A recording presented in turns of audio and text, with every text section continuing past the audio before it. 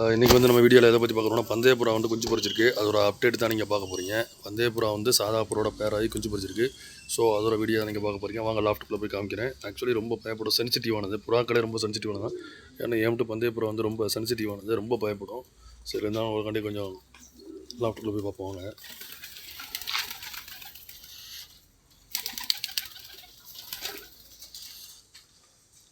லாஃப்ட்டுக்குள்ளே வந்து வச்சு பார்த்தீங்கன்னா நான் ஏற்கனவே சொன்ன மாதிரி குஞ்சு பார்த்தீங்கன்னா இந்த ஒரு முட்டை கெட்டு போச்சா இல்லை பொரிச்சிச்சன்னு தெரில. ஒரு முட்டை இருக்குது.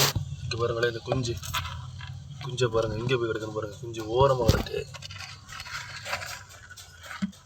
சரிதா, குஞ்சு இப்போ தான் பொரிச்சிருக்கு போல இருக்குது. சில இது பார்த்தீங்கன்னா மீச்சை கொண்டுடுது. ஸோ அதை பற்றி நெக்ஸ்ட் வீடியோ நான் உங்களுக்கு போடுறேன். இல்லை 2 முட்டை இருக்குது.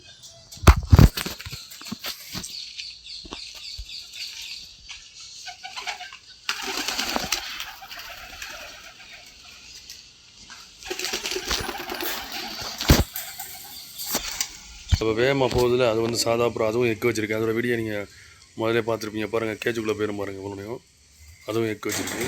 சரியா? ஸோ இது பார்த்தீங்கன்னா இது இந்த கொண்டை வந்து இப்போ தான் வாங்கினது. முதினா பக்கத்தில் நிற்கிது. இந்த கொண்டை இப்போ தான் வாங்கினது. ஃபீமேலு. மேல் இருந்துச்சு, ஃபீமேல் கிடைக்கனால ஃபீமேல் வாங்கினேன். அதோட பேர் பார்த்தீங்கன்னா இங்கிட்டு தான் எங்கேயாச்சும் இருக்கும். இந்த இருக்குது பார்த்தீங்கன்னா அதான் அதோட பேர். அது மேலு.